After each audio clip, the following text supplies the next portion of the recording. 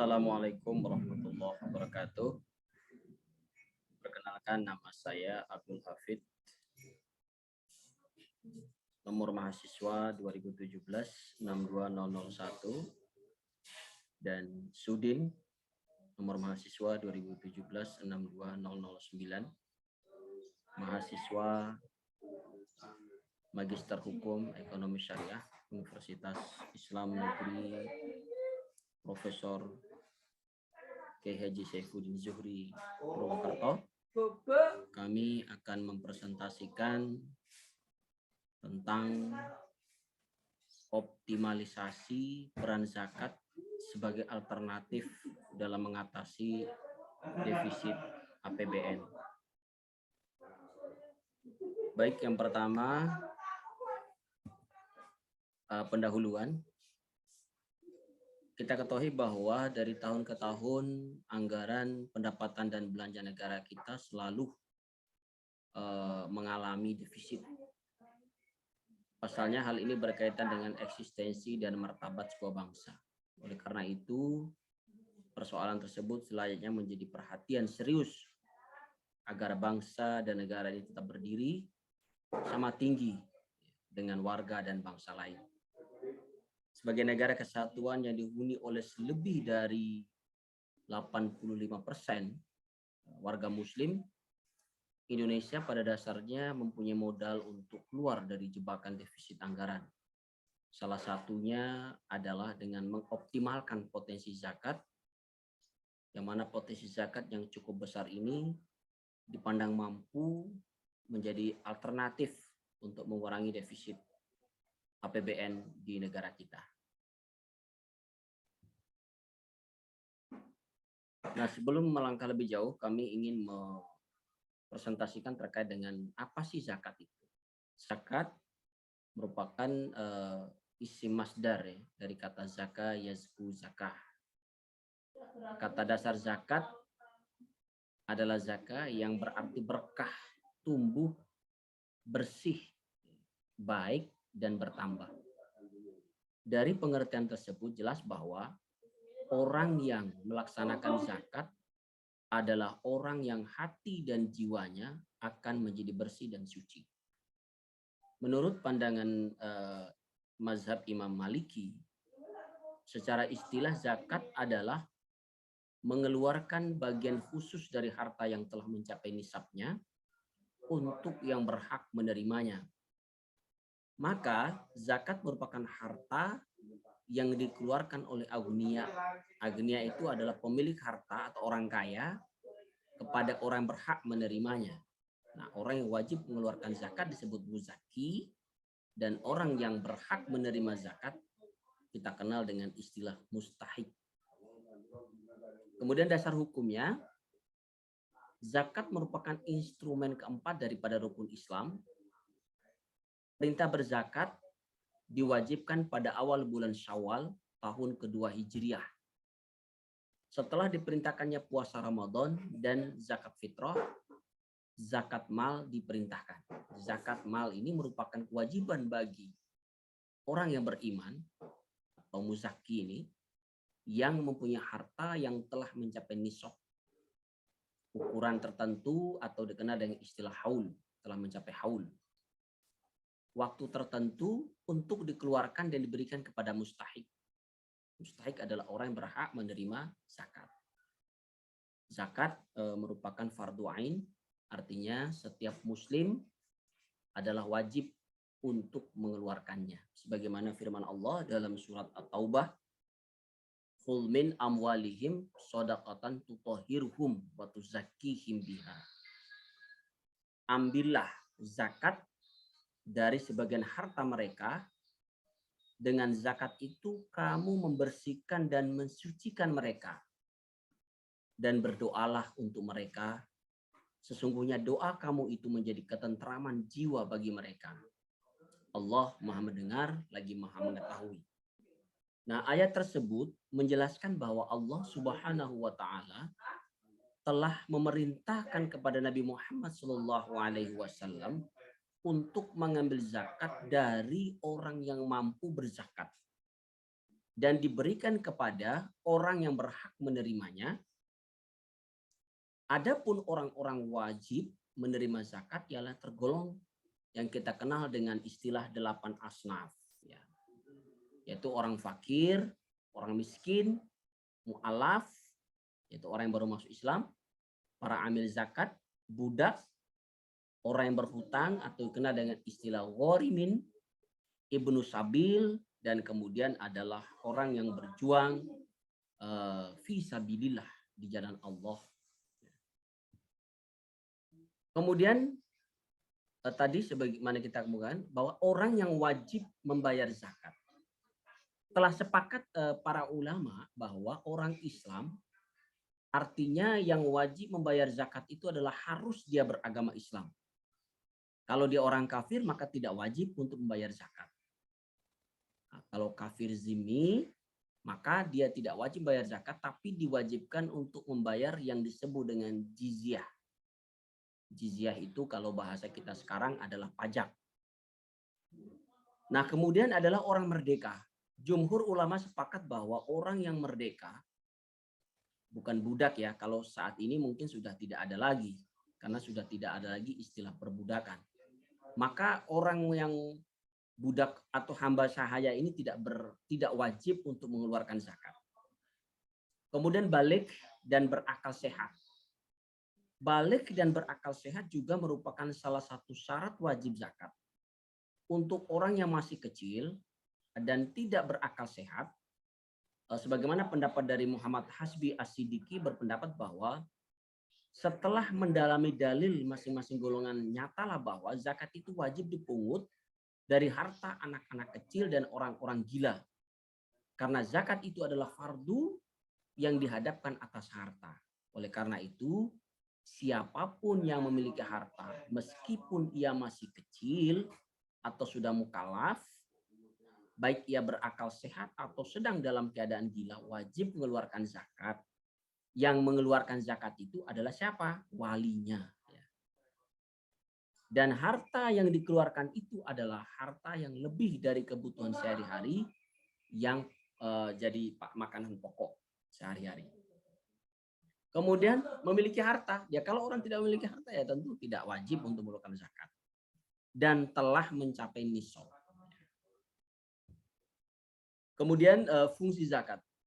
Menurut pendapat dari Syekh Abdurrahman Qadir, ya, yang mencatat ada 5 hikmah zakat. Yang pertama adalah manifestasi rasa syukur atas nikmat Allah. Karena harta kekayaan yang diperoleh seseorang adalah atas karunia-Nya.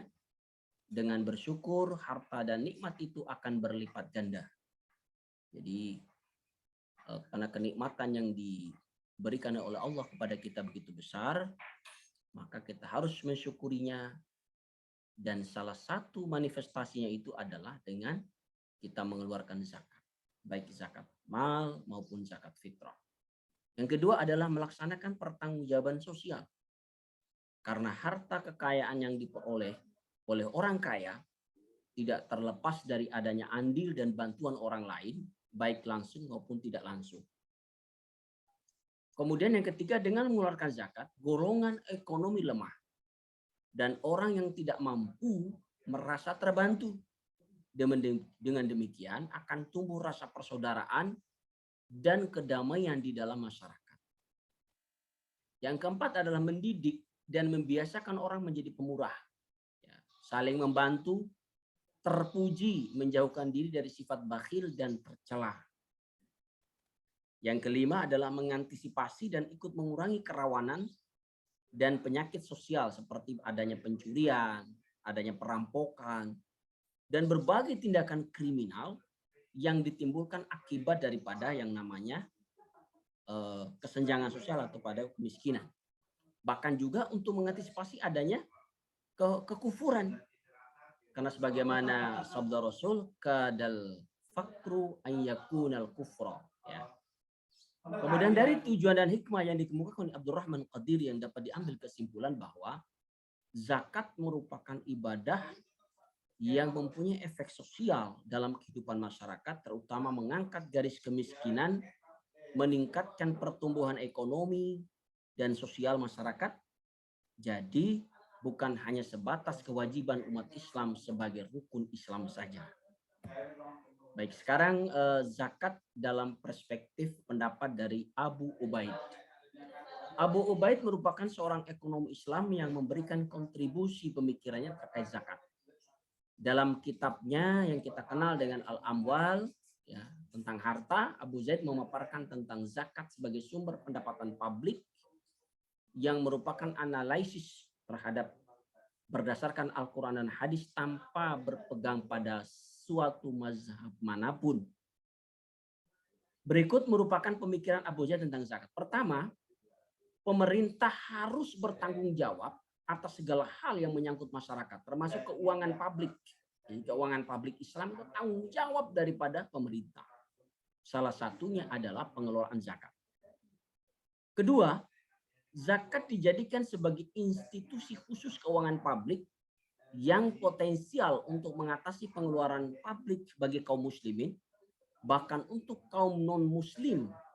Jika pendapatan negara dari sumber selain pajak tidak mampu memenuhi kebutuhan publik secara umum, yang berarti zakat bersifat obligatori atau wajib dan memaksa. Nah, yang ketiga, pengelolaan zakat dilakukan oleh setiap amil daerah dan distribusi dana zakat tersebut diatur oleh amil setempat yang diutus oleh pemerintah. Namun tetap ada sebuah koordinasi dengan pemerintah pusat. Nah, yang keempat, pemerintah menggaji amil sebagaimana gubernur dan pegawai pemerintah lainnya. Jadi harus ada gajinya, kalau tidak ada gajinya gimana? Kemudian kelima, negara memiliki kekuatan politis untuk mengumpulkan zakat barang-barang yang tampak dari masyarakat secara memaksa, namun tidak untuk barang yang tersembunyi. Masyarakat muslim memiliki kebebasan untuk menunaikannya sesuai dengan kesadaran masing-masing, ya. Karena hal ini sudah memasuki ranah antar umat Islam dengan Allah. Kemudian keenam adalah memasukkan kaum non-muslim sebagai penerima zakat. Nah, ini termasuk terobosan hukum kira-kira begitu. Memasukkan non-muslim ini sebagai penerima zakat jika pendapatan negara selain zakat tidak mampu memenuhi kebutuhan masyarakat secara umum. Baik, kemudian kita memasuki bagaimana sih eksistensi zakat di Indonesia. Nah, rekan-rekan sekalian, instrumen zakat di Indonesia pada saat ini ya berdasarkan Undang-Undang Nomor 23 Tahun 2011. Adapun undang-undang tersebut merupakan hasil revisi dari undang-undang zakat sebelumnya, yaitu Undang-Undang Nomor 38 Tahun 99. Revisi tersebut tentu dilatar belakangi oleh kelemahan Undang-Undang Nomor 38 Tahun 99 yang dipandang belum bisa mengakomodir pelaksanaan zakat terhadap masyarakat. Kelemahan lainnya adalah terkait sosialisasi dan implementasi dari undang-undang yang masih terbatas, sehingga kurangnya pemahaman dan edukasi untuk daerah-daerah di pelosok Nusantara. Maka dari itu, Undang-Undang Nomor 23 Tahun 2011 akhirnya disahkan di Jakarta, jadi pada zaman Presiden Susilo Bambang Yudhoyono dan Amir Samsudin selaku Menteri HAM, Menteri Hukum dan HAM. Dan hingga saat ini, undang-undang tersebut telah dijadikan sebagai landasan kinerja pelaksanaan zakat di Indonesia.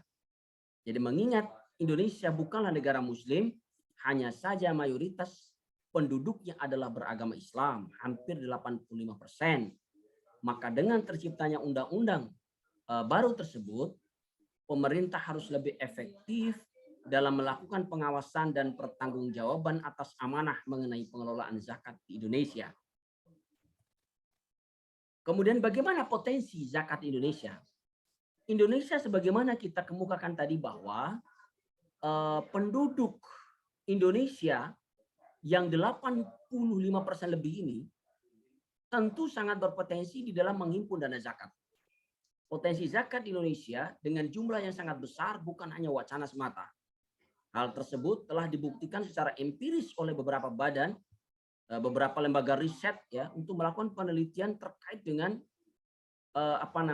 terkait dengan potensi zakat. Ya bahkan ini malah survei tahun sekitar 2013 yang lalu, ini survei sudah lama, tapi ini bisa kita jadikan sebagai acuan bahwa hasil penelitian bahwa potensi zakat untuk rumah tangga itu sebesar 82,7 triliun atau bisa sama dengan 1,30% dari pendapatan domestik bruto, ya. Nah, potensi zakat industri itu mencapai 114,89 triliun dan potensi zakat BUMN sebesar 2,4 triliun. Adapun potensi zakat tabungan adalah sekitar sebesar 17 triliun. Sehingga jika dikalkulasikan jumlah potensi zakat tahun 2013 ini secara nasional itu sebesar 217 triliun atau 3,40% dari pendapatan domestik bruto. Nah, jumlah tersebut tentu setiap tahun akan semakin meningkat. Nah, oleh karena itu maka ini akan menjadi sebuah potensi yang besar untuk zakat di Indonesia. Kalau pengelolaannya itu adalah benar-benar profesional dan akuntabel. Kemudian peluang zakat sebagai anggaran pendapatan belanja negara. Nah, pernyataan terkait zakat dijadikan sebagai sumber pendapatan resmi tersebut bukanlah sesuatu yang tanpa ada landasan. Hal tersebut dapat ditinjau dari beberapa peluang yang dipaparkan sebagai berikut. Pertama, adanya pandangan umat Islam yang membedakan antara konsep zakat dan konsep pajak. Kalau zakat dipandang sebagai kewajiban agama yang diperintahkan oleh Allah Subhanahu wa taala melalui Al-Qur'an, sedangkan wajib pajak itu adalah perintah oleh pemerintah yang diatur di dalam undang-undang. Dengan adanya pandangan tersebut, bagi umat Islam yang telah membayar pajak, tidak otomatis dianggap telah membayar zakat atau sebaliknya. Kedua, kepercayaan umat Islam terhadap negara sebagai lembaga atau organisasi, kepercayaan tersebut ditunjukkan adanya dukungan umat Islam terhadap negara Republik Indonesia. Artinya umat Islam mendukung penuh terhadap pemerintahan Republik Indonesia dengan zakat. Dan yang ketiga adalah Indonesia sebagai negara yang demokrasi berkewajiban untuk memenuhi kebutuhan warga negaranya. Atas hal tersebut seharusnya pemerintah bertanggung jawab terhadap fasilitas dan pelayanan zakat umat Islam sebagai warga negara. Sebagaimana fasilitas dan layanan haji yang telah disediakan oleh pemerintah. Kemudian yang keempat adalah keberadaan APBN Indonesia yang selalu mengalami defisit ini, maka tentu ini menjadi peluang zakat ya untuk dapat dijadikan sebagai menutup keran-keran defisit tersebut dari pendapatan zakat karena potensinya yang begitu besar. Kemudian bagaimana sih mengoptimalkan peran zakat sebagai alternatif mengatasi defisit APBN? Nah, rekan-rekan sekalian, setelah melihat peluang zakat di Indonesia yang telah dipaparkan di atas, langkah-langkah yang perlu dilakukan untuk mengoptimalkan instrumen zakat agar dapat dijadikan sebagai pendapatan resmi negara adalah yang pertama, kita harus mau tidak mau, menurut pendapat saya, kita harus merevisi Undang-Undang Nomor 23 Tahun 2011 dengan mencantumkan kebijakan baru menjadikan instrumen zakat ini sebagai sumber pendapatan resmi negara. Nah, sekarang zakat ini belum dijadikan sebagai sumber pendapatan resmi negara. Nah, kalau ini harus direvisi.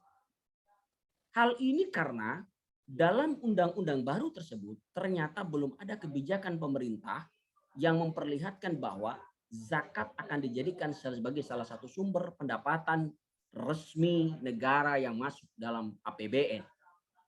Kedua, mencantumkan pula dalam revisi undang-undang tersebut diwajibkan zakat kepada para muzaki sehingga dapat memaksa masyarakat untuk menunaikan zakat hartanya.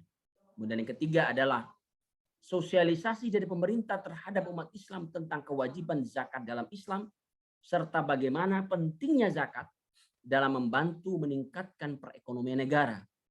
Karena sesungguhnya kesadaran mereka dalam membayar zakat bisa jadi disebabkan masih awamnya keagamaan mereka dan ketidaktahuan mereka mengenai hakikat zakat di dalam Islam. Kemudian keempat, kita kenal adanya sentralisasi pengumpulan zakat yang berada pada satu payung yang memiliki perpanjangan tangan hingga ke daerah pelosok. Sebab belum semua lembaga amil zakat melaporkan penghimpunan dana zakat pada pemerintah pusat secara transparan, bahkan banyak di antara mereka yang sulit diakses laporannya. Kemudian kelima, menyeleksi amil-amil yang amanah untuk mengumpulkan zakat agar dapat memupuk kepercayaan masyarakat terhadap lembaga pengumpul zakat. Keenam, menjadikan potensi atau profesi amil zakat sebagai pekerjaan tetap dan gajinya ditentukan dengan persentase yang sama secara nasional oleh pemerintah. Persentase tersebut sesuai dengan besarnya dana zakat yang diperoleh. Jika hal ini diterapkan akan mendorong semangat para amilin dalam menghimpul dana zakat dari masyarakat dan juga akan meningkatkan kinerja mereka dalam pengelolaan dana zakat tersebut.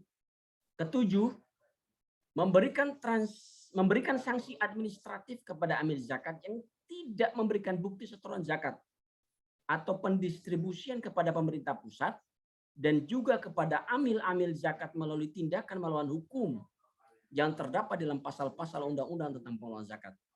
Tindakan melawan hukum di sini yaitu apabila pengelola zakat melakukan tindakan memiliki, menghibahkan, menjual, bahkan mengalihkan dana zakat yang diperoleh dari muzaki. Nah, demikianlah presentasi saya dan Pak Sudin pada kesempatan ini. Terima kasih. Wassalamualaikum warahmatullahi wabarakatuh.